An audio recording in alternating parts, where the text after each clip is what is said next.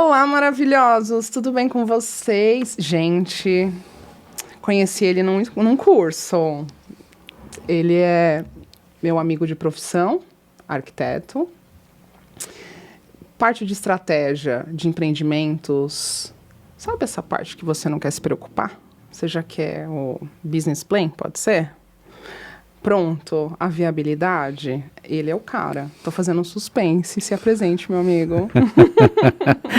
É um prazer estar aqui, né, hoje no podcast com você, Sá. Né, a gente se conheceu no curso, então eu acho legal isso pela questão de busca de conhecimento. Apesar de toda a bagagem que a gente tem, sempre se atualizar e buscar conhecimento é importante. Eu sou o David Albert, quem não me conhece, sou proprietário da DSX Projetos, da DPro Projetos, são duas empresas de arquitetura que a gente vai falar um pouquinho aqui. E tô aqui para poder somar e poder agregar um pouquinho no conteúdo aí da galera que está nos acompanhando. Só isso. A gente se conheceu no curso do Marcelo Esbarra. Um ícone para mim. Maravilhoso, né? Sempre falo dele aqui, promovo os cursos dele. Quem for fazer o curso, souber por este canal, pode citar que ganha desconto. Ele é um bom parceiro. A gente tá em alguns processos aí para trabalhar juntos, mas não é nada pequeno.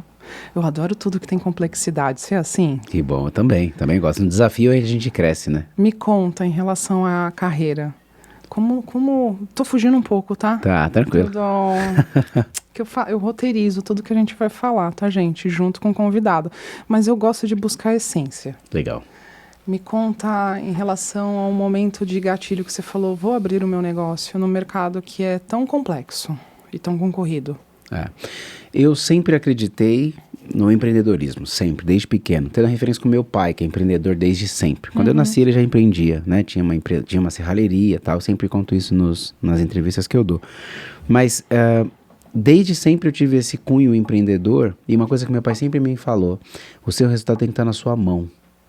Você tem que ter o domínio do seu resultado.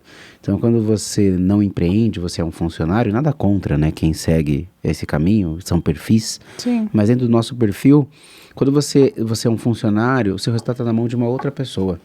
Você pode ter o cara mais extraordinário naquela empresa. Você só vai ganhar aumento se o seu chefe quiser.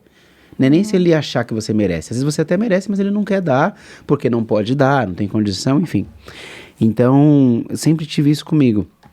Ao longo da minha carreira, passei por vários lugares, mas sempre sabendo que no fim eu estaria empreendendo. Então, nunca foi uma coisa que surgiu, foi construindo ao longo do tempo, foi pavimentando ao longo do tempo as caixinhas e as partes que eram necessárias para chegar no nível que eu estou hoje, aonde eu ainda quero chegar. Mas sempre foi uma certeza desde o começo. Ai, adoro segurança. Nossa, gente, é tudo, sabia? Eu encaro muito o nosso mercado que tem espaço para todo mundo. Afinal, esse projeto aqui é para todos, né? E quando eu te conheci ali, te adicionei no Instagram, falei, nossa, esse rapaz, né? Parrudo ele. Uns projetos grandes, né, residenciais, corporativos. Fala para mim, quanto tempo você está no mercado? Como você chegou nessa maturidade? Porque eu já comecei o episódio falando de viabilidade, né? Normalmente, o arquiteto ele não aprende a viabilidade na faculdade. Ele aprende numa pós-graduação. Ele é obrigado a se especializar para abranger outros conhecimentos. Eu sei porque eu estudei isso, tá? Eu fiz pós-graduação de gerenciamento de projetos. Que legal. Porque eu tive que expandir minha mente por causa dos serviços que eu tinha no passado. Como que você virou essa chave? Na verdade, assim, eu sempre olhei a arquitetura, meu pai também é arquiteto, né? E na parte da execução de marcenaria, de serralheria, que é a empresa que ele tem, sempre teve, sempre houve questionamento do arquiteto que projetava coisas que ele nem sabia que dava para executar. Sabe aquela bancada de MDF de 1,5 de fora a fora, sem apoio nenhum, que é lindo no 3D? Como que isso fica estruturado ali? Aquele vidro na cobertura que o arquiteto põe, mas não sabe qual é o tipo de vidro que vai colocar ali. Então, meu pai sempre me ensinou, e nessa jornada com ele, a gente sempre foi muito nesse ponto de discutir a viabilidade, e aí eu falo viabilidade técnica, de um projeto que a gente faz. Desde um projeto de interiores, que eu estou dando um exemplo de uma bancada, a qualquer outro projeto. Eu passei por um tempo no escritório de arquitetura, na verdade muito tempo lá como estagiário, depois arquiteto, chamado STA Arquitetura, do Luiz Paulo Conde do Rio de Janeiro, tinha filial aqui em São Paulo. E nós fazíamos projetos executivos de residenciais e eu trabalhava no departamento de detalhamento de executivo. Então era maravilhoso para mim, porque pô, tem essa mesa, como que eu vou estruturar, como que eu vou prender esse pé? Vai ser parafuso, Phillips, vai ser como? Sabe, detalhamento de marcenaria, detalhamento de pedra. Então eu fui muito no real, como que aquele projeto ele se torna execuível, né? Quando eu fui para o Pão de Açúcar, trabalhar com varejo, eu vi o outro lado da arquitetura que entendi, e aí foi onde foi pavimentando em mim o entendimento que eu tenho de arquitetura hoje, que ninguém acorda querendo uma arquitetura. As pessoas querem o resultado que a arquitetura proporciona. Então a gente faz um mapa do sucesso para que a pessoa chegue lá na casa dela e fale, nossa, que ambiente agradável, iluminado, ventilado, seguro. Então a gente projeta, de fato, é uma projeção de um resultado futuro. E quando eu entrei na companhia, no Pão de Açúcar, eu entendi essa projeção no resultado financeiro. Então, a gente é um meio de viabilizar um resultado financeiro que, ali no caso, a companhia estava buscando. E aí, para mim, foi assim, incrível, porque eu entendi que eu era uma parte importante numa engrenagem que fazia um motor funcionar para levar essa locomotiva onde ela tinha que ir. Eu não era a locomotiva, mas eu era uma parte importante naquele motor. E aí, nesse meio, foi onde eu comecei a ter acesso a estudos de viabilidade, inclusive, de implantação de loja. A gente fez loja, só não fiz em Manaus, mas a gente fez Recife, a gente fez Belo Horizonte, a gente fez Uberlândia, a gente fez na Bahia, a gente fez aqui em São Paulo, Rio de Janeiro, um monte de estudo de viabilidade, né? Um monte de loja. E começava no estudo de viabilidade. E o que me chamou a atenção? Eu tenho um terreno, é faculdade, né? Um terreno, implantação, acessos, tudo mais. Mas, além disso, como que a minha mercadoria chega nessa loja? De onde ela vem? Ela vem com uma carreta? Ela vem com um VUC? Como que é feito esse abastecimento? Qual que é a média de venda dessa loja? E qual é a capacidade do meu estacionamento para que ele possa atender a demanda que essa loja está projetada para ter? A prefeitura me pediu 100 vagas, mas para esse tamanho de loja eu preciso ter 150 vagas. Então, além do que a legislação me pede, eu tenho uma restrição do que o meu cliente interno pede. Quantas linhas de gôndolas eu tenho que ter para a mercearia básica? Quantas linhas de gôndolas eu tenho que ter para o sortimento de laticínios? Quantas bancadas de FLV? Então, é toda uma inteligência operacional que eu tenho que colocar para que aquela loja fique de pé. Então, assim, tem muitos passos antes do que eu discutir a loja.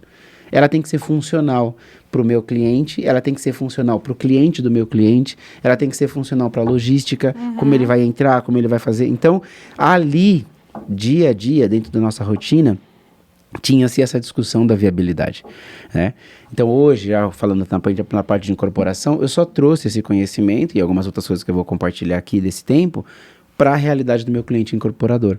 Então, a gente, como você falou, né, ninguém se ensina, eu aprendi, fiz um curso na faculdade de viabilidade. Não, eu trouxe essa bagagem que eu tinha no varejo, quando chegou na incorporação eu entendi. Cara, então, a exemplo do que eu tinha lá, eu tenho que entender a lei, então a gente mergulhou para entender não vou chamar brechas, mas oportunidades que a legislação nos fornece, e a partir do momento de entender qual é a necessidade do meu cliente, como que eu somo essas duas coisas para construir um resultado maior do potencial que o meu cliente está buscando. Entendeu? E é um gap no mercado, né? Porque não é todo mundo, por exemplo, quanto viabilidade, né, que é questão financeira versus, né, você vai triar um terreno. Tá, eu quero fazer um investimento de X, quero ter um retorno de Y, mas tem que ter uma triagem naquele terreno, tem que ver o impacto da construção, tem que ver se o local é contaminado, né, versus meio ambiente, tem que ver processos de projeto, de liberação, tudo isso você entrega para o cliente. Um ponto legal do que você disse, eu também falo isso muito pro meu cliente quando ele me chama. Eu falo assim, eu sou uma parte do processo. Tem várias outras partes que você precisa para poder viabilizar esse negócio. Na minha parte, eu te garanto que eu vou te garantir fluxo, espaço, o seu uso, que é o que você falou, né? Eu quero faturar, por exemplo, num empreendimento, eu quero um VGV de 100 milhões. Para ter um VGV de 100 milhões, eu tenho que vender X unidades de tantos metros quadrados, um R2V. O zoneamento do terreno que ele me trouxe, cabe um R2V ali, porque está em Moema, está em alguma área. Ok, então espacialmente eu vou garantir para ele o que cabe ali. Mas qual é o produto? É uma pesquisa de mercado. E não sou eu, arquiteto, que vou falar. Não, aqui tem que ser 3 dormitórios com 2 suítes e 3 vagas na garagem. Essa é a demanda que ele tem que me trazer. Porque então ele é o especialista. Já tem um estudo pré.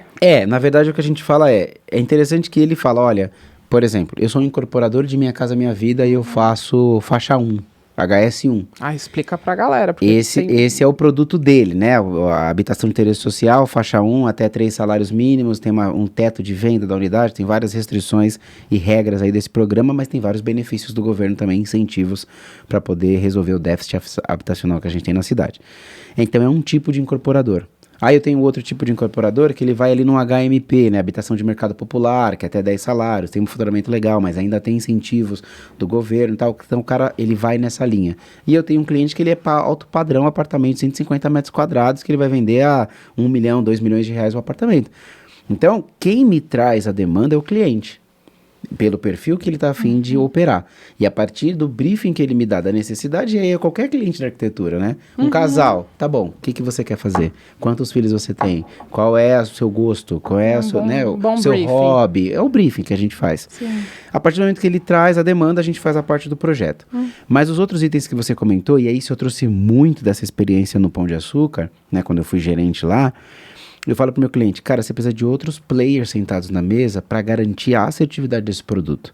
Como é que tá a documentação desse terreno? Não sou eu que faço essa verificação. Aí tem eu indico um parceiro. O segundo escritório que faz. Eu tenho uma parceira, né, que tá muito com a gente, que é a Julia Matos. Depois até deixo aqui a indicação dela, que é uma advogada incrível, que ela faz toda essa parte de inventário, ver como é que tá a matrícula, se tá viável ou não, se tem alguma restrição na documentação do terreno. Porque às vezes o cliente tá num mega produto, um terreno maravilhoso, metade do preço, cara, tem algum problema aí. Chegar pra você hoje e falar, tem uma Ferrari pra vender aqui, ó, 10 mil reais. Verdade. Uma Ferrari, 10 mil reais? Aí você vai ver, é roubada. Mas você vai ver, ela tá com o motor fundido. Tem muita questão de atualização, né? Exato. Então, eu sempre falo isso. Tem várias coisas antes, né? O incorporador, você vai fazer como a venda desse empreendimento? Você vai construir com recurso próprio? Você vai tirar um jerique? Você vai trazer investidor? Vai trazer investidor. Vai ser numa SPE? Vai ser numa SCP? SPE, você conta pra ele o que é. Já vou explicar. A gente tem... Nosso mercado aqui, fala mercado público, desculpa. É um pouquinho de tudo. É estudante... São profissionais que não conhecem, que querem ter conhecimento. E é legal, isso eu vou explicar já pro pessoal, mas é legal assim, tem um universo gigantesco de informações e necessidades necessárias para você poder garantir uma boa entrega quando você não está fazendo só um projeto para uma família. O cara comprou um apartamento e ele quer fazer o projeto da casa dele. Todo arquiteto é treinado e educado na faculdade e ensinado a fazer isso. Faz o briefing, faz o moodboard, faz lá o estudo preliminar, valida layout, valida fluxo, ok. Mas quando você vai para um nível de incorporação, mercado, fluxo, tem uma complexidade absurda. E a gente tem que entender, pelo menos eu penso assim, eu prefiro ser o especialista que vai falar sobre um assunto dentro daquele todo e eu ter outras pessoas que vão poder agregar nas outras partes, né? Então, SPSCP, qual é o modelo de contrato que eu vou ter com o meu investidor que vai aportar dinheiro no meu negócio? Então, tem muito investidor que ele entra com dinheiro. Olha, eu não entendo nada da parte técnica, mas eu tenho aqui 1 milhão de reais. Ele vai comprar uma cota no empreendimento. E como é que funciona essa cota? Se ele entra numa SCP, ele é um sócio oculto. Ele não aparece lá, não tem o nome dele atrelado e ele entra com uma fatia para ele poder entrar no resultado do negócio. Uma SPE, ele entra com o nome atrelado como um sócio mesmo e tem responsabilidades. Como vai ser a venda depois? Como ele tira esse dinheiro? Eu compro de volta dele a percentual dele, eu vou dar para ele em percentual de unidade, ele vai ficar com uma unidade física. Tem toda uma estruturação de negócio que nesta parte pode inviabilizar. Então, por exemplo, o que acontece muito com os incorporadores, né? Ele tem o terreno como permutante no local. Como que eu vou estruturar esse negócio? Quanto que vai ter que pagar em dinheiro pro terrenista? Quanto que ele vai tirar em unidade? Quando ele vai tirar em unidade? Se ele vai ter unidade para ele vender? Se eu vendo a unidade dele dentro da minha venda de todos... Você entende?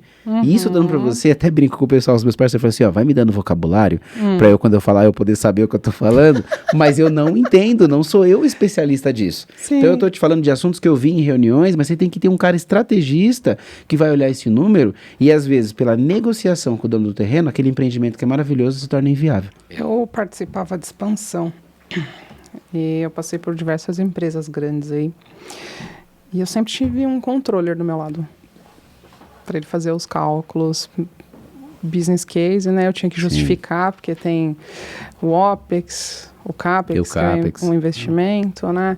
Então, assim, é o que você falou. Tem que ter o cara estratégico para viabilizar. Tá funcional? Tá racional? Vale a pena? Né? Você sabe por que eu fui fazer o curso do Esbarra? Chegou uma demanda, eu já fiz prédio. Fiz no ABC, fiz em São Bernardo, em Santo André. Chegou uma demanda, na Zona Sul, tô muito doido. Tô na moca, gente, me perdoa. Chegou uma demanda na Zona Sul que o cara queria subir 2 torres para mim. Aí ele falou, cara, faz o estudo de viabilidade. Faz tempo que eu não faço prédio. Comecei a olhar as legislações, eu falei, opa, preciso me atualizar. Foi por isso que eu fui fazer o curso. Porque não para.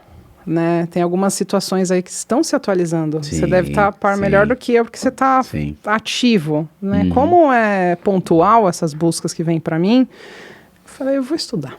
Né? Mas é uma emoção, porque tem regiões que, gente, não vai poder subir mais nada. E o pessoal está comprando. É o que você falou da Ferrari, do Fusca versus o Fusca. Um exemplo que aconteceu com a gente, até perguntei lá no grupo sobre operação urbana, né? Para quem não conhece, São Paulo tem todas as restrições aí, ou direcionamentos limitantes aí das construções, e tem algumas regiões que tem a operação urbana. Qual era o objetivo da prefeitura?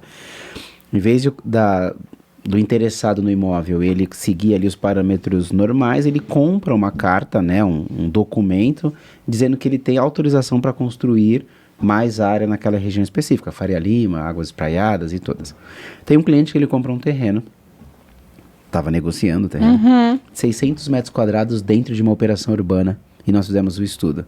Em resumo, tem potencial lá de construir 4 vezes a área do terreno, a mais, né, o potencial básico é 1, poderia construir até 4 vezes, por ser um ZEU, por ser um R2V, só que a regra da operação urbana é que ela só pode ser implementada em terrenos a partir de 1.000 metros quadrados, e o terreno do meu cliente tem 600 metros quadrados, então assim, mesmo que ele tenha grana para investir, construir, incorporar, ele não pode, porque ele só pode continuar no CA de 1, porque ele não tem 1.000 metros quadrados, ele não pode comprar CEPAC. É a regra daquela região. Então você fala, nossa, um mega terreno, bem próximo ali da Faria Lima. O cara fala, nossa, vou fazer um prédio aqui, vou ficar milionário. Mas se não tem informação legal, ele compra o imóvel e não consegue construir, porque não tem CEPAC disponível. E aí, ele vai comprar do lado? Não, aí ele desistiu, porque o terreno era só de 600 metros quadrados. Não tinha como ele comprar o terreno do lado. Mas olha que bom, ele me contratou para fazer o estudo de viabilidade e ele teve essa informação antes dele comprar o terreno. Então, né, as surpresas, Exatamente. Então é o que eu sempre falo. Vai tomar uma decisão, não economize na validação da informação. Com certeza. Porque às vezes o cara quer economizar e aí ele tem um problema. Qual é a experiência que eu tive numa última loja do Pão de Açúcar de Jundiaí, aconteceu isso também, mas de Uberlândia. De onde vai vir o abastecimento dessa loja? Não tinha CD próximo daquela loja. Ia ter que chegar uma carreta. Como é que você manobra uma carreta dentro de um terreno de 5.000 metros quadrados? E aí foi toda uma discussão para viabilizar. Em resumo, decidiu-se que ia levar a mercadoria até o extra hiper próximo e dali ia ter um segundo translado para chegar um caminhão menor para poder caber a loja ali. Então é o que eu falo, e falo para o meu cliente hoje. Você precisa do contador para te validar a estrutura contábil do seu empreendimento. Você precisa do advogado para poder validar as documentações com o terrenista. Você precisa de mim para poder viabilizar espacialmente o que cabe no terreno. E você precisa ter o braço de engenharia para validar o custo de obra. Porque hoje o incorporador, e aí ele fala para você, incorporador que nos assiste, VGV ele é importante sim, é legal. Mas mais importante é o ROI, é o retorno.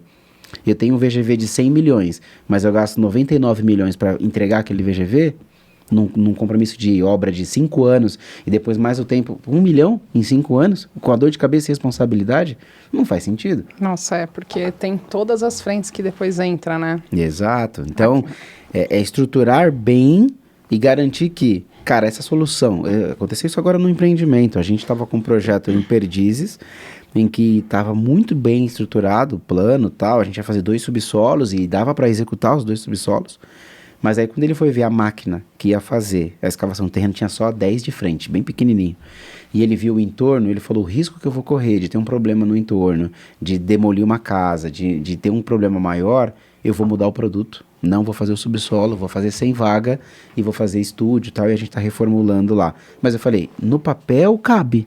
No papel aceita tudo. No papel aceita né? tudo. O meu empreendimento lá, com 2 subsolos, 2 vagas por unidade, o apartamento de 80 metros quadrados, estava maravilhoso. Mas e a obra depois? Então eu sou um arquiteto que falo, vai chamar o engenheiro para a gente poder validar. Porque ele vai avaliar o solo, ele vai avaliar o tipo de fundação que a gente vai ter, vai avaliar, nesse caso lá o lençol freático estava 2 metros, e a gente tem que fazer 2 subsolos, então vai ficar bombeando água lá para sempre. Nossa, e tal. Isso, a sondagem. Monte de coisa. Essa sondagem? Foi até tranquila para fazer a sondagem, mas a discussão depois foi a solução que a gente ia dar e a realidade daquilo dentro da expectativa do cliente. E no fim, ele decidiu mudar o produto para não ter que fazer subsolo, a obra ser mais rápida, ser mais barata. Então, assim, diminuiu o VGV, mas diminuiu muito o custo para ele poder fazer. E no fim, valeu mais a pena na conta que ele fez. Então, é o que eu falo, né? De novo, o que é projeto, né? Projetar é uma projeção.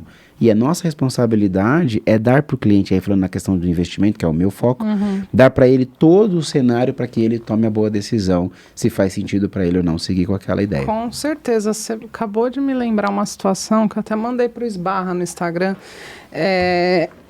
Você recorda daquele prédio que foi construído sem autorização e projeto? Acho que é perto do Oscar Freire. Não que lembro. É de alto padrão. Não cheguei a ver. Que tá legal você falar que eu vou dar uma olhadinha depois. Tá rolando uma briga. Você não pode fazer uma construção de um prédio sem projeto, sem estudo de viabilidade. Né? Aí o cara subiu, acho que 85% da obra está concluída e foi embargada em 2023. Aí tá compraram títulos para defender a construção. A última notícia foi essa. Então, assim, o dinheiro compra tudo e o desgaste. E a falta de planejamento é onde eu quis chegar contigo, que é fundamental a estratégia. Sim. Você trabalhou numa esteira de varejo. A esteira de varejo ela é uma emoção que só. Eu acredito que em setembro você entrega o investimento do próximo ano, correto? Correto. Então é uma emoção. Ninguém dorme uma semana ou 2 semanas. Exato. Porque eu também não dormia. E aí muita coisa, a gente tinha por títulos, né? Níveis de urgência, né? Acredito que seja da mesma forma. Sim. Eu vou colocar uma loja aqui. Não é só a loja. Como que eu vou alimentar essa loja? É isso aí. Né? Quanto que custa? Eu vou viabilizar a equipe. Todo esse processo, gente, é feito uma estratégia monstruosa atrás. E quando a gente fala de alta complexidade em relação ao investimento, é perfeito esse serviço que você oferece. Sim. Eu não vejo no mercado muitas pessoas que fazem isso. Eu, na verdade, vejo em algumas formas diferentes. Por exemplo, nessa semana eu fui numa reunião num grande player do varejo brasileiro na parte de drogarias, que a gente está sendo homologado lá. E a conversa foi essa, falou, cara, vem arquiteto aqui, porque arquiteto acha que, arquiteto é projeto. Quem não tem a veia do varejo, o entendimento de como funciona, não fica, não consegue. Por quê? Porque é surreal.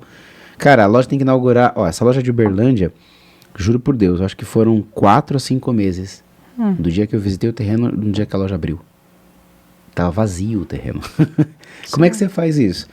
Então tem tudo uma, como eu falei, engrenagem, o pensamento é exatamente esse, né? Nessa reunião a gente estava conversando sobre o plano de expansão e o que eles estavam buscando, eu falei, gente, precisa saber qual é a dia que tem que inaugurar, qual que é o prazo que tem que ter de obra, qual que é o prazo que tem que ter de compras para poder negociar, e ali é o prazo que eu tenho que entregar o projeto. E o prazo está me dando hoje. Então, quantos arquitetos eu tenho que colocar aqui para fazer? É 2? É 3? É 4? É 5? É 7? Como a gente fez na Caidu, colocamos 7 arquitetos dedicadas para poder atendê-los lá no prazo que eles tinham para poder fazer o rollout de todas as lojas. Então é um desenho estratégico. E aí depois o projeto em si, eu brinco que assim, qualquer um faz. Abre lá o projeto. Não, o projeto, entende? Sim. Quando você desenha toda a estratégia. O papel aceita. É isso, não é isso que eu tô falando. Quando você desenha toda a estratégia e tá toda alinhada, e lá desenhar parede, porta e corte, qualquer arquiteto que pega na faculdade, ele sabe fazer planta, é isso que eu quero dizer. Mas se aquela planta, ela tá efetiva dentro do prazo e que a gente precisa fazer aquela informação, porque esse é o pensamento que eu falo pro meu time. Nosso papel são 2, sempre é esse, minha visão de arquitetura. Entender o que o cliente quer e precisa, formatar e entender o maravilhoso. Sim. Depois, criar um escopo claro para que o executor execute aquilo que o cliente espera. A gente está exatamente nesse meio. Por quê? O arquiteto não é ele, pode até existir essa função, mas não é ele que executa a obra. Né? Assim, não é da nossa formação ter a responsabilidade técnica de executar a obra e ter o conhecimento da obra. Nossa função é conceber o projeto, ter essa questão do fluxo. Sim. E com o cliente aqui é o que eu falo. Cara, você entendeu que essa mesa é essa? Fiz o 3D, fiz o render, fiz a especificação. É essa mesa mesmo que você quer? É. Então agora eu tenho que deixar claro onde ele vai comprar essa mesa, onde ele vai achar essa mesa e tudo mais que precisa, o memorial descritivo para que isso aqui aconteça. Esse é o nosso papel, é esse meio entre essas duas pontas. Você falou num tema de varejo, eu dei consultoria para uma coordenadora de um escritório enorme, que só tem de varejo. Ela me trouxe, eles não tinham dashboard. Eu já fiquei em choque. Falei, gente, como que não tem aqui que é um controle, gente? Um Kanban, Kanban básico, né? Cara, só falta fazer o curso de Scrum. Eu sou Black Belt. Entendi. Porque melhoria de processo. Sim. E eu trabalhava com budgets muito altos, então o risco estava o meu nome, né? Então eu vim já... Quando ela sentou do meu lado e começou a me mostrar o processo, primeiro é o corte. Eu falei, opa... mostra o projeto, abre no CAD para mim. O corte, peraí, a topografia do terreno. Ela é esse projeto no caso, o que aconteceu? Deu erro porque não fizeram o levantamento. Como faz o projeto sem levantamento topográfico, gente? E aí, eu não... Desculpa, eu já fiz, faço varejo... Ainda não estou criando um setor do meu escritório só para atender varejo. Legal. Só que eu tenho uma visão diferente. Hoje já é pré-datado, que você primeiro entrega o corte, o civil, o 3D e depois o resto. Você não tem o layout, porque a esteira é muito rápida. Então a margem de erro fica gigante. Foi aquilo que você falou. Se o cara que só faz projeto e não tem conhecimento de obra e está lá, gente, desculpa, dá merda. É exatamente isso. Ou é o cara que faz o projeto que está acompanhando, que normalmente isso não acontece, se contrata uma gerenciadora para fazer o processo, e tem um escritório de arquitetura, e tem um outro que faz o processo de legalização. São 3 que se conversam. Uma coisa simples, de qualquer loja, qualquer coisa. Entrada de energia. Qual que é o tamanho dessa entrada de energia? Precisa de uma cabine? Não precisa? Aqui dentro do prédio? Pode ser um poste grudado ali no prédio, ou precisa de uma cabine ali na entrada? O arquiteto precisa do engenheiro elétrico do lado dele. Fala, cara, qual que é... Sim, eu concordo, meu amigo. Não é? Aí, às vezes, muitos já chegaram pra mim, o projeto tá aprovado na prefeitura. Aí eu pego, legal. Tá, e cadê os medidores? Que medidores? Ué, você tem os apartamentos? Onde tá a entrada? Tem entrada de energia, os medidores precisa, né? E o projeto já tá aprovado na prefeitura, porque a função da prefeitura não é dar uma consultoria do projeto que tá faltando, o que não tá faltando. Do complementar, né? Ela validar se aquilo tá dentro da lei. O que você vai fazer ali, nunca vai chegar lá um projeto em Zeu com 2 andares e falar, menino, põe mais 10 andares aqui que cabe. A prefeitura nunca vai te fazer isso. Você quer fazer 2 andares? Tá dentro da norma, TO, tá dentro, a taxa de permeabilidade tá ok, pode seguir. Já tem um projeto de cliente meu que chegou com 2 andares num terreno que tava pra fazer 15. E aí ele chegou porque, na verdade, o dono do terreno tava quase construindo lá um predinho de 2 andares numa Zeu, numa esquina, na Vila Clementina, um terreno muito bem localizado, pertinho do metrô. E o cara tava com umas lojinhas embaixo de 2 andares com um quartinho. Meu Deus. Aí ele entrou na permuta com o proprietário do terreno e a gente fez lá 15 andares, 60 unidades habitacionais. Eu fico pasma, sabia, com essas situações. Mas, voltando. Aí, o que eu passei? Eu montei uma estrutura de dashboard E expliquei, ó, entregas, cada frente. Aí o dashboard ficou complexo. Falei, vamos pro Kanban, vamos pro farol, vermelho, atenção. Gestão, né? Gestão. Cara, e assim, arquiteto não aprende isso. Não aprende. Essa bagagem você conseguiu trabalhando, o detalhamento. Exato. Dos móveis que você fez lá atrás. Hoje, seu olho, você bate no projeto, você fala, opa. É, isso mesmo. Né? E é meio bizarro, porque você tá ativo no mercado, acho que você deve terceirizar mais do que eu. Como você encara o mercado hoje? O nosso? Detalhamento, Olha, eu vou te falar, é difícil. Assim, o nível hoje do profissionalismo, ele é baixo, né? Não sei, as pessoas estão numa fase agora, tem muita paciência para ler um livro até o final. Verdade. Né? Qualquer coisa, ainda mais agora, graças a Deus, a gente tem a inteligência artificial acelerando alguns processos, mas tem gente acelerando coisa que não deve acelerar. Em vez de ler o livro, joga lá o PDF, resume para mim aqui, pronto. Sim. Absorvi o conteúdo. Não, cara, toma um tempo para ler. Né? Toma um tempo para estudar, para se aperfeiçoar. Eu acho que é até uma questão que eu falo muito pro meu time, às vezes análise cognitiva mesmo. Como arquiteto isso é até mais fácil, porque o engenheiro é mais difícil, né? Tá fazendo o cálculo da laje.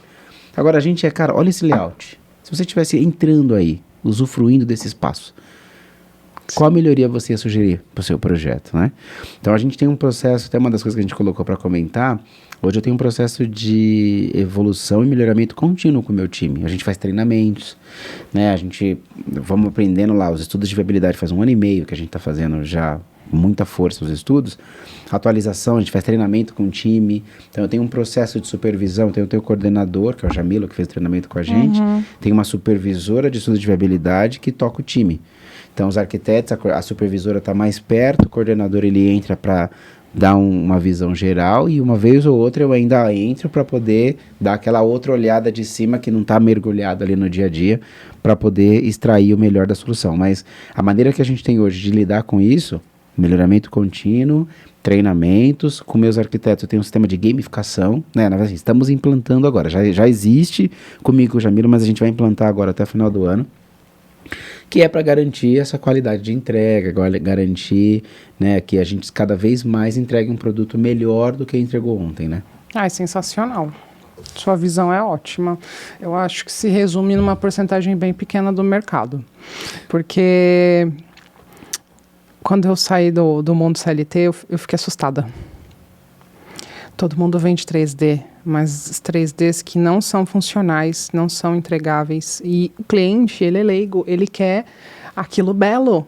E dependendo, não importa o valor. Exato. Eu faço gerenciamento de projeto, né? De projetos que não são meus. E tem um apartamento que eu estou finalizando. A decoração não é minha, amigo. Eu coloquei no meu Instagram, todo mundo ficou em choque. Falei, gente, tive que fazer um outro vídeo. O projeto não é meu. Por favor, né? Entenda. Eu estou fazendo gerenciamento. O cliente não tem conhecimento, mas o projeto foi entregue extremamente cru. E o que estava mais bonito? O 3D. Fez o teste da cor, desculpa, ficou horrível. Entendi. Aí agora eu vou oferecer uma consultoria minha para o casal, para eles alterarem toda a decoração. Isso porque eu fui estudar decoração lá atrás, tá? Fiz designer de interiores, mas, gente, quem faz essa frente, por gentileza, vai estudar. Não, iluminação, lumens, iluminação destinada para trabalho, para descanso, tudo tem uma preocupação. E é o básico, todo mundo aprendeu isso na faculdade, né? Teoricamente. Olha, meu querido, outro dia eu fiz uma consultoria para uma escola, pintura de escola. E aí chamou a diretora, eu tenho a minha arquiteta. Aí nisso mandou para mim o projeto da arquiteta. Eu, com todo o respeito, falei, olha, muito bonito para ser na sua casa. Você atende crianças especiais? Não vou entrar nas patologias, mas você atende. Aí ela me passou as patologias. Eu falei, então, esse tipo de patologia não pode ter contato com laranja. Por quê? Agitação. Aí comecei a explicar, e a mulher começou a abrir a boca, assim, o olho. Eu falei, você não reclama da agitação das crianças? Versus a pintura. Puta, eu fui estudar isso lá atrás, porque é funcional para nós ter essa preocupação, né? Então, eu tô gostando do nosso papo, porque você se preocupa com todo. Sim. E quando deixa de ser viabilidade e entra na questão de arquitetura, de projeto? Como que é para você essa preocupação? Legal, eu já ia complementar no que você falou, e a sua pergunta, ela entra bem no que me veio aqui de insight quando você falava, que é o seguinte: dentro do time hoje, eu tenho arquitetos que só faz viabilidade, eu tenho arquitetos que só faz o projeto legal, eu tenho arquiteto que só faz o 3D, eu tenho arquiteto que só faz o executivo. Por quê? É a especialidade daquele profissional, é o que ele gosta de fazer. Então, até no que a Sabrina comentou agora, o que eu falo pra você? Eu só trabalho com interiores. Ótimo, então vai se especializar nisso. Eu odeio fazer prefeitura. Tá tudo bem, tem alguém na face da terra que gosta de fazer só isso. É verdade, existem, gente. Tá, gente? Existe. É igual o filhote pombo. Você nunca viu, mas você sabe que existe. Adorei. Né? Então, o arquiteto que gosta de fazer legalização, ele existe. Verdade. Só procure um pouco mais afinco. E assim funciona com a gente. Então, eu tenho na esteira um time que faz viabilidade, outro time que faz o projeto básico, outro time que faz o projeto legal e outro time que faz o 3D. Qual é a vantagem? Eu tenho um especialista em 3D. Então ele vai analisar sombra, iluminação, ao acabamento do material, e é o mesmo que faz interiores, né? Assim como eu tenho uma especialista de projeto legal que sabe aquela planilha gigantesca que a gente tem que preencher. Então hoje a gente está com 30 projetos no escritório. Não tem como eu pegar o mesmo arquiteto que fez tudo de viabilidade, fazer o projeto legal, fazer o básico, fazer o executivo, fazer o 3D. No executivo, quem cuida do executivo lá dentro do escritório é uma engenheira, que faz projeto, mas é uma engenheira. Então ela olha, esse tamanho de viga aqui tá estranho.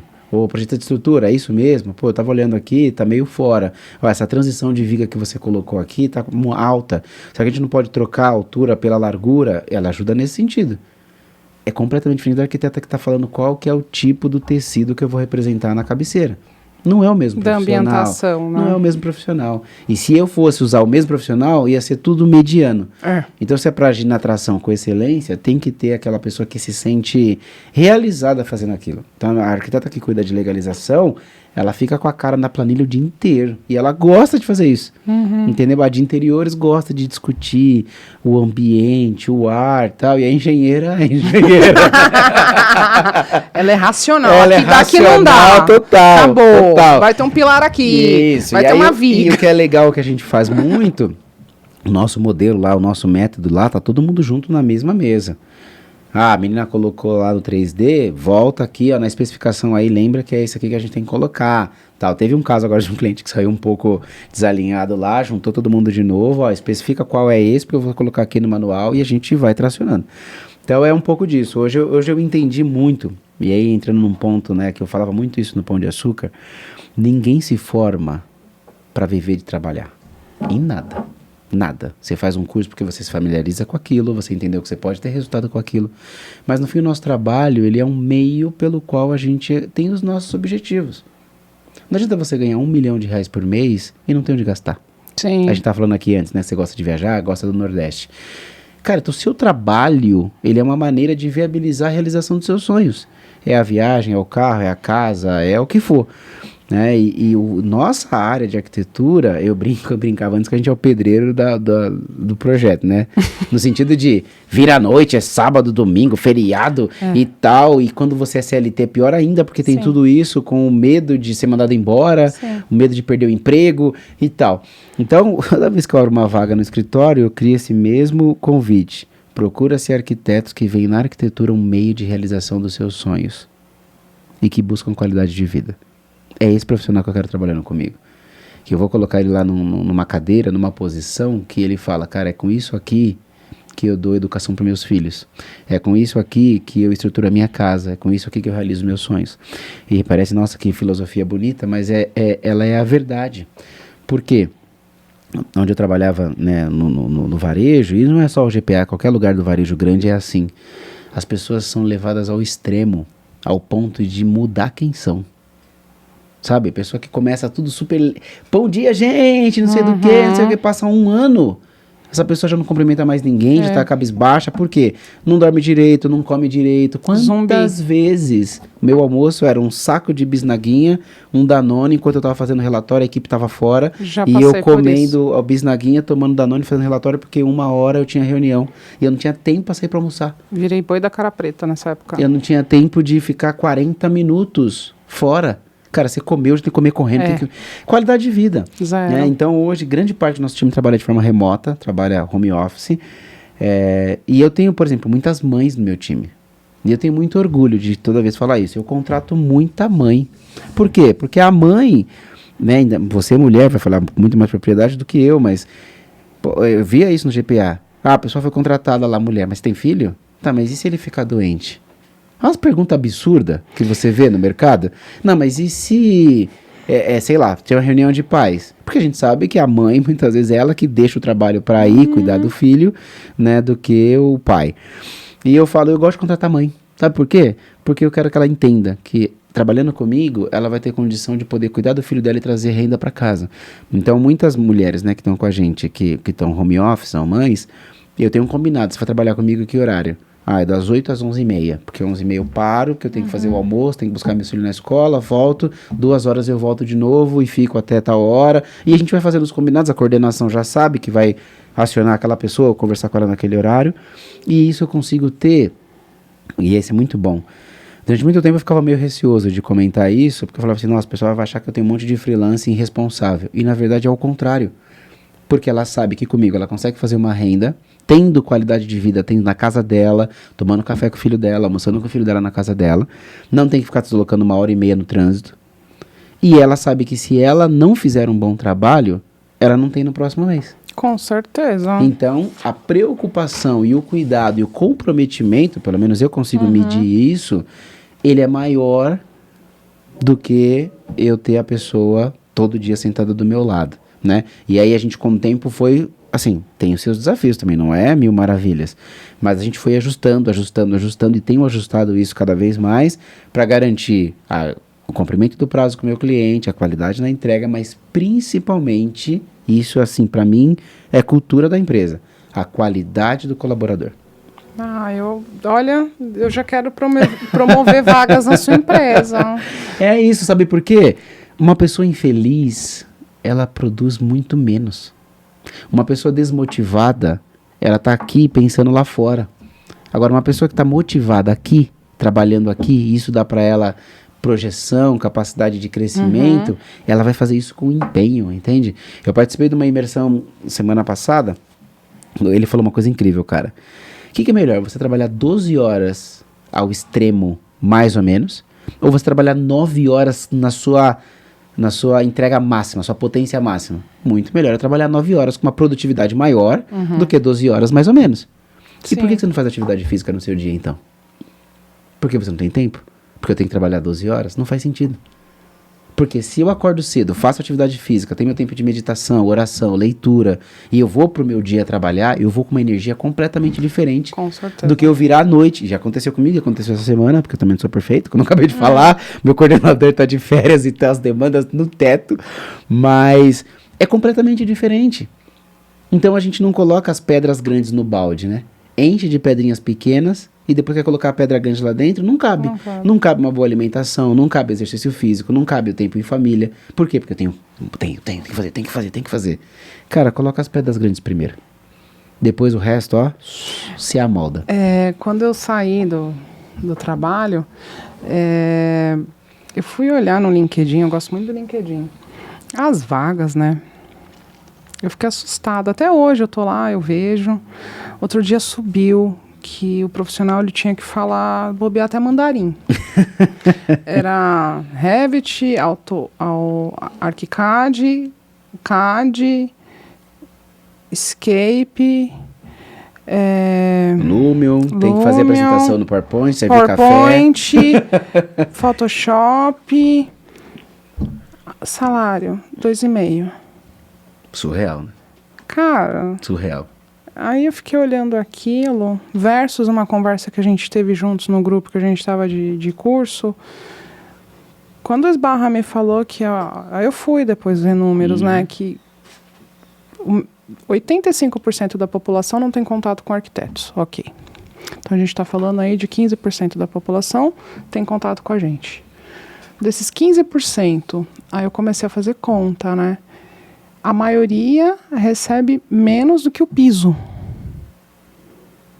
E a motivação? E a realização? E a frustração? Aí, como eu tô em todas as redes, né? Subiu eu falei já aqui, acho umas 2 vezes. Subiu no TikTok uma influencer detonando o arquiteto, não sei. E... não sei qual sofá colocou, desmotivando o profissional. Eu falei, cara, se a gente não tem um emocional bom, terapia em dia, meditação, bons relacionamentos, né? Cara, você cai numa ladeira. Né? Então, assim, é um mercado muito difícil. Sim. Né? Eu tenho muitos amigos que estão são de construtora. Outro dia eu estava numa mesa de um jantar assim que eu acho que a menor era eu. Construtora espanhola, portuguesa, as maiores aqui do Brasil. Tava tudo numa mesa só. E os caras tudo falando muito rápido, assim, e eu só vendo, tipo, X bilhões. Não, milhões, isso aí a gente faz. Eu falei, gente... Mas os caras, eles chegaram nesse patamar porque... O mesmo papo que a gente está tendo aqui, a preocupação da viabilidade, a preocupação do entregável, de ter o retorno. Sim. Né? Então, aí, beleza, eu sou uma exceção da bolha, você também é uma exceção. Sim. A gente está numa bolha privilegiada. Aí você olha no mercado, vê quanta gente... Eu vi um rapaz desmotivado, né? Você falando dos funcionários, meu olho até encheu de orgulho aqui, brilhando. Que ele estava largando a profissão de arquitetura, porque ele não achava oportunidade no LinkedIn. Eu sinto vontade de abraçar essas pessoas, sabe? Conversando com o mesmo amigo que nos deu aula, eu falei para ele, né, para o Marcelo, eu vou abrir vagas para arquitetos, mas eu não vou pagar o que o mercado paga. Eu vou pagar o que eu gostaria de receber. Sim. Porque o que você falou, a questão do entregável, eu estudei para isso.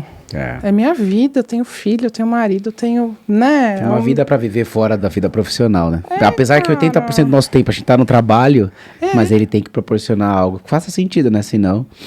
Não, mas me fez filosofar aqui com você. Porque às vezes eu tenho gatilhos, na aula, entanto, que eu não sei, eu devo ter falado. Falou, eu tava lá no dia. Que eu fiquei em choque. Eu tava lá no dia que você falou. Porra, eu cheguei em X valor de salário, como assim? E pra mim, nossa. Mas o que eu falo pro meu time também é o seguinte, você quer ganhar 15 mil reais por mês? Eu vou te pagar 15 mil reais por mês. Mas me entregue 15 mil reais por mês. Por quê? Também tive o erro já de fazer isso, paguei 2 vezes o que o mercado paga, porque era a demanda que eu tinha margem para fazer isso, e o arquiteto que estava trabalhando para mim parecia um estagiário. Não, não dá, então é isso que eu quero dizer, tem que ter esse equilíbrio, e eu falo muito isso, eu sou muito meritocrático também, sabe? Você quer ganhar? Ótimo, então eu vou trabalhar o mercado para te pagar isso. Mas eu vou jogar para você e você tem que administrar e cuidar. Sim. Né? Pô, o cliente tem um padrão de mancha de layout. Aí vem do arquiteto diferente. Aí você fala, por que você fez diferente? Não, porque aqui eu achei que ficava melhor. Queridão, aqui a gente não trabalha o que a gente quer. A gente trabalha o que o cliente precisa. Estamos falando de uma rede de varejo, que ele tem um padrão de representação. Como que eu entrego do meu jeito? E outra, tem mais 7 arquitetos do seu lado, entregando a mesma coisa que você. Aí 6 entrega de um jeito e você entrega de outro. Então, assim, que você perguntou lá atrás no começo. A cabeça também do profissional, todo mundo quer ganhar bem. Mas se atualizar, se aperfeiçoar, se valorizar para justificar aquele retorno, cada vez mais tá mais difícil de encontrar também. Eu fui fazer uma triagem, gente. Eu fiz uma entrevista no bar. Eu gosto, para ver como que a pessoa... E aí eu combinei com alguns amigos que... né, viessem depois. Tudo da nossa área. Eu ando mais com engenheiro do que com arquiteto. Com todo respeito, tá? Tem meus amigos, mas eu acabo atraindo. Tanto que eu era confundida como engenheira lá no passado. Legal. E aí eu comecei a fazer uma triagem. Falei, vamos lá. Disjuntor. Chuveiro. Qual que é o fio? Qual que é o disjuntor? O cara não sabia, ele queria um salário. Falei, pô, mas como que eu vou te deixar fazendo visita pra mim se você não consegue ver? Mais fácil eu pegar um estagiário e treinar, correto? Exato. Do que a paciência de uma pessoa que está falando que é sênior. E é isso que eu ia falar. Nada contra quem não sabe. O pior é quem vende que sabe o que não sabe. E quer receber como que soubesse. Você não sabe. Ok, não tem problema nenhum. Já deveria saber? Deveria. Quer aprender? Eu vou te ensinar. Mas você não quer aprender e quer... Exato. Não minta pra gente, cara. Teve 2 pessoas que eu não contratei porque mentiram. Primeira coisa que eu faço, não sei se você faz isso, peguei o currículo, já vou pro LinkedIn. Não tá batendo, eu questiono. É porque eu não terminei. Eu falei, então se não terminou, altero o currículo. Eu já não passo. Não vai para a próxima etapa. Tá certo isso. Porque eu não me sinto confortável, né? Quem faz uma coisa no pequeno, faz no grande. É isso. Ai, gente, esse cara, olha... adorei essa amizade já vai pra vida. É isso, né? E me fala agora de projetos, assim, os maiores desafios de projeto, qual que marcou pra você? Bom, falando das empresas, né? Eu saí do GPA e abri a DSX, sempre atuando como DSX, daí porque eu vou chegar nessa parte. A gente fez muito varejo, aí eu entendi que eu estava deixando uma fatia gigante do mercado, que é o mercado imobiliário, então eu decidi atender esse cliente, aí chegou uma hora que eu tinha muitos clientes do imobiliário, muitos clientes do varejo. Aí eu resolvi quebrar, né? Dividir a empresa em dois. Então eu tenho a DPRO, que atende varejo, indústria, comércio, escola, e a DSX Projetos. Na DPRO, meu entendimento, eu faço a formatação do espaço físico, onde o cliente vai colocar a operação dele lá dentro. Então eu estou formatando a caixa para o cara poder operar. Então a discussão de fluxo e tudo mais, performance. Na DSX eu formato o empreendimento, o edifício, a construção, onde ele vai comercializar aquela construção. Então o objetivo é outro. Aqui é o prédio, a casa, o retrofit num apartamento que ele comprou no leilão, ele vai fazer um upgrade para ele poder vender. Então o objetivo é que ele está comercializando a construção. Aqui ele está colocando a operação dele dentro da construção. Então a dinâmica de trabalho ela é um pouco diferente, não, bastante diferente, mas a gente tem capacidade de poder administrar e conduzir. E aí quando eu decidi dividir para ter uma comunicação direta com esse cara. Então eu estou numa mesa falando de varejo, o cara não vai entrar no meu Instagram e lá ver um monte de prédio. Porque ele fala, esse cara vai fazer prédio. Eu falei, não, cara, deixa eu te entender, deixa eu te explicar. Funciona assim, funciona assado. Essa visão do entendimento, produto, formatação para o executor, funciona nos dois.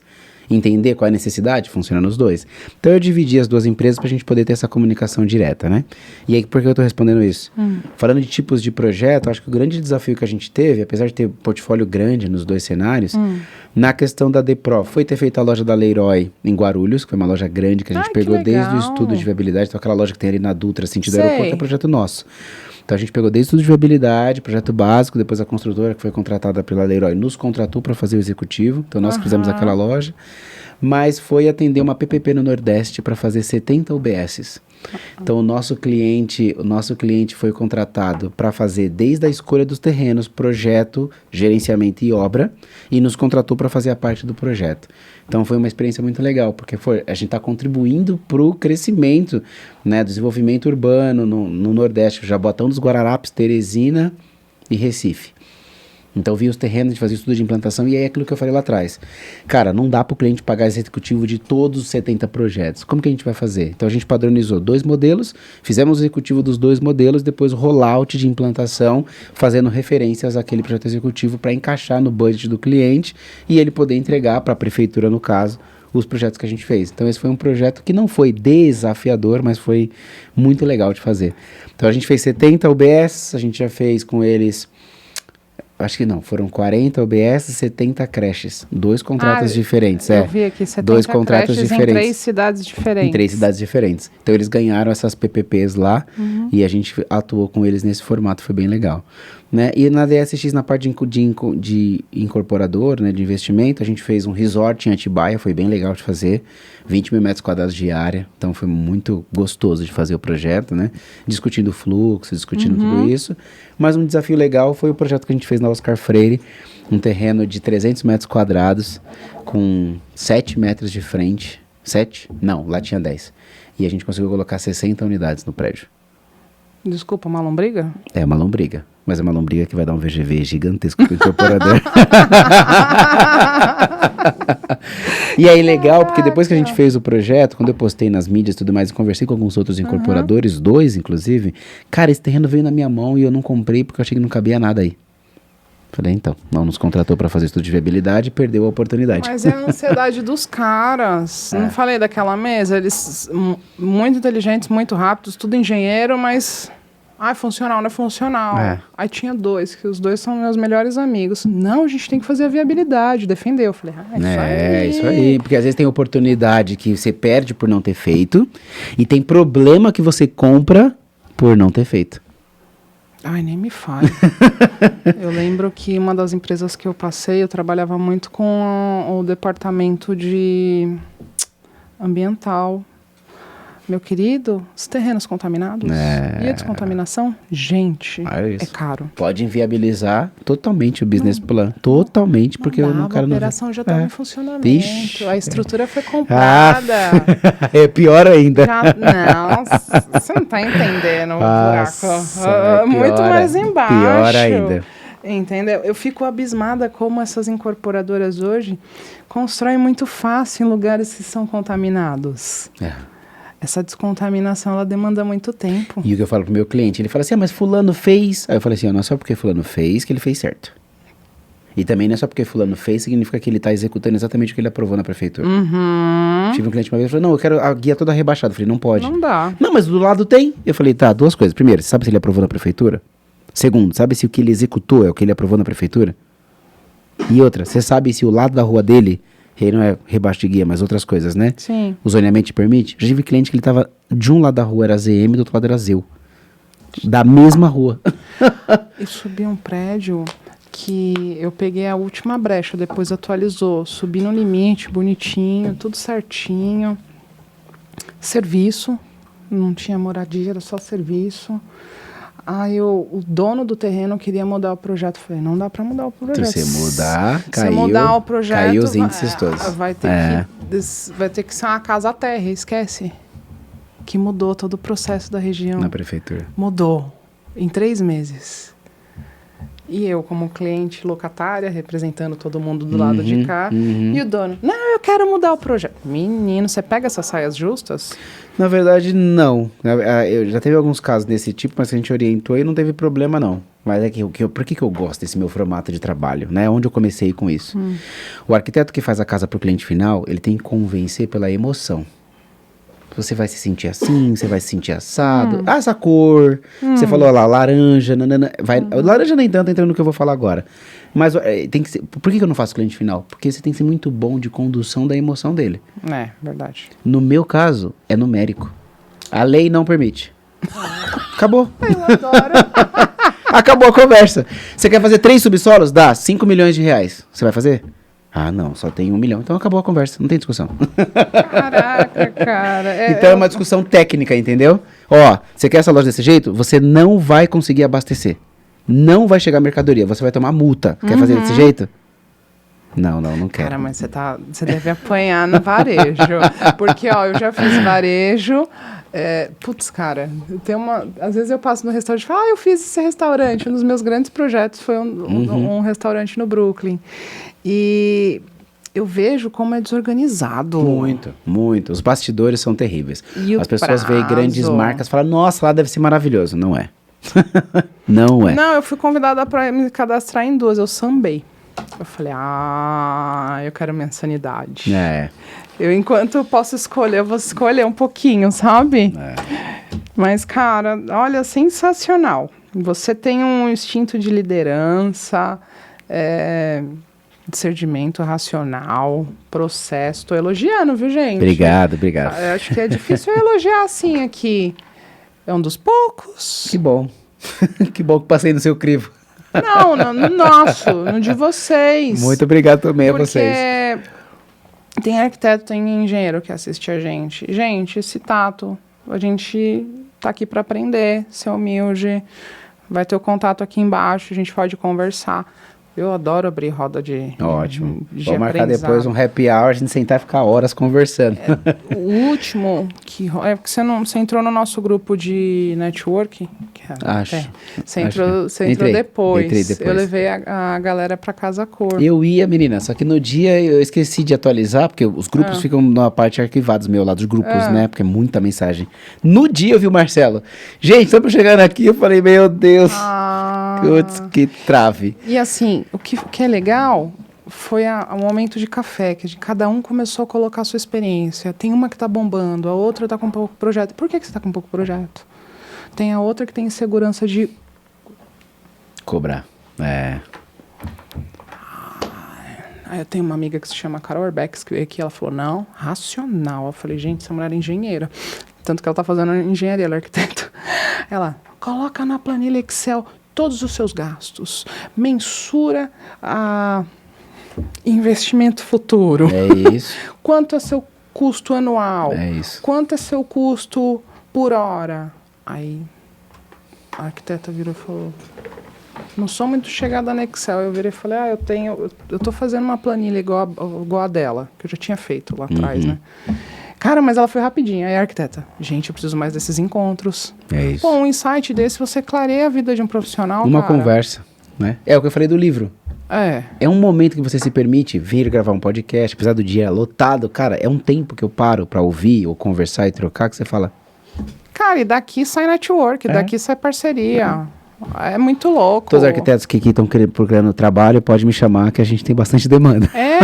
Ai, que legal. Adorei esse encontro. Agradeço. A gente tá chegando ao final. Olha, eu fiz um roteiro, cara, mas... Não, tá tranquilo. Assim é que é bom. Assim é que é bom. Você me perdoa que eu chamei de cara, meu último nome é Cara. Legal. Não, tranquilo. Primeira vez que eu falo cara aqui, cara. Faça para eles uma recomendação. Legal. O que você sentir de coração? Ótimo. Manda bala. Bom, você que nos acompanha, obrigado pelo seu tempo, por ter chegado até aqui nesse vídeo. Como profissional da área da construção civil, o que eu deixo de dica para você é, primeiro, lembre-se que você está se formando ou se formou para viver, não viver para trabalhar. Então eu negligenciei muito a minha saúde, minha família durante muito tempo por colocar o trabalho acima de tudo. Equilíbrio não existe, tá? Não existe equilíbrio. Então todos os dias eu vou fazer exercício físico, não existe equilíbrio. Mas ele tem que ser acordado. Cara, se eu vou ficar um mês focado, trabalhando, virando noite, final de semana e feriado, porque vai acontecer, o que eu ganho depois disso? O que a minha família ganha depois disso? Eu acho que é um ponto importante a gente ter. Tá, não vai no equilíbrio, nunca trabalhe final de semana, esquece, não pense dessa forma. Mas também trabalhar todos os finais de semana da sua vida também é ruim, né? Primeiro ponto é esse, então tenha propósito no que você faz. E o segundo ponto, você pediu só um, mas eu vou dar um de bônus. Manda bala. Se permita. Se permita ler um bom livro, se permita ouvir um podcast, se permita encontrar pessoas. Porque eu tenho um amigo meu, Rafa Medrans, que ele fala uma frase, o resultado que você não tem está com a pessoa que você ainda não se conectou. E o que eu digo é, o resultado que você não tem ainda não está no nível da pessoa que você não se conectou. Conheço a Sá há uns 3 meses e eu me permiti vir aqui aprofundar um pouco o nosso relacionamento. Sim. Conheço. A gente tem lá o WhatsApp e tudo mais, mas eu me permiti, eu quero um pouco mais a fundo nessa relação. Vamos entender um pouco como que a gente consegue se ajudar. E saindo daqui, com certeza, vamos ter um monte de coisa para tratar, mas porque eu me permiti, você se permitiu me convidar, e a gente nem sabia que, tinha tanto match, tanta possibilidade. Então, se permita. Com essas duas coisas, tenho certeza que seus resultados serão extraordinários. Sensacional. Gente, obrigada. Vamos mandar um beijo pro povo. Beijo, pessoal.